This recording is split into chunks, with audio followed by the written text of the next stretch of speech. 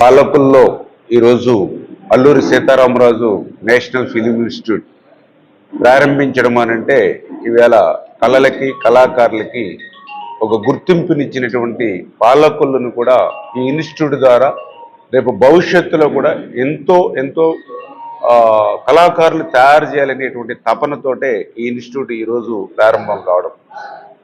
ఎందుకంటే ఈరోజు మనందరికీ తెలుసు పాలకులు అంటే కళాకారులకు కళలకు పుట్టినిల్లు.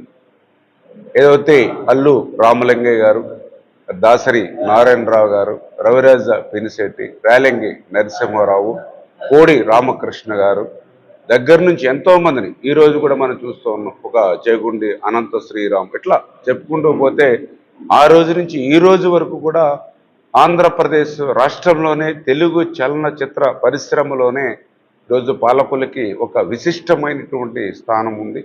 అటువంటి పాలకుల నుంచి ఇటువంటి ఇన్స్టిట్యూట్ ఈరోజు ప్రారంభించుకోవడం అంటే చాలా సంతోషం.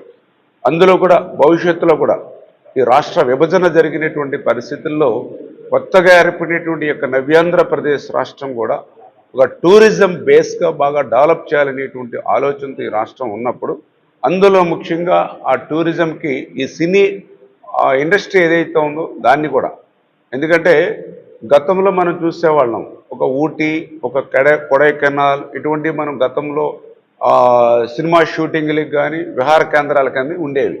కానీ ఈరోజు అవన్నీ కూడా పొల్యూషన్ కూడా బాగా పెరిగిపోయినటువంటి స్థితిలో, పాపులేషన్ డెన్సిటీ బాగా పెరిగిపోయినటువంటి స్థితిలో ఈరోజు ఆంధ్రప్రదేశ్ రాష్ట్రం కూడా ఒక ప్రత్యామ్నాయంగా ఏదైతే విశాఖపట్నం ఒక అందాల తీర ప్రాంతం వేళ విశాఖపట్నం దగ్గర నుంచి పర్టికులర్గా ఏదైతే గోదావరి జిల్లాలు ఏవైతే ఉన్నాయో సహజ సిద్ధమైనటువంటి అందాలతోటి గోదావరి తీర ప్రాంతం, కోనసీమ అందాలు, ఇట్లా ఎన్నో ఎన్నో నేచురల్ బ్యూటీ ఈరోజు గోదావరి జిల్లాలో ఉంది.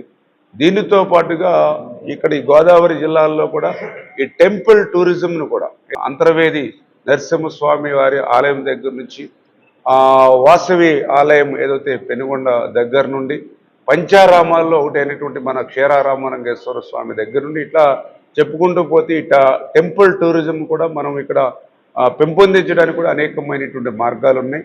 అందులో భాగంగానే మొన్న జిఎస్టీ కూడా సెంట్రల్ గవర్నమెంట్ కూడా జిఎస్టీ ఏదైతే హోటల్ అండ్ టూరిజం మీద మరి దాన్ని కూడా ఒక స్లాబ్ తగ్గించినటువంటి పరిస్థితి కూడా మనం చూసాం.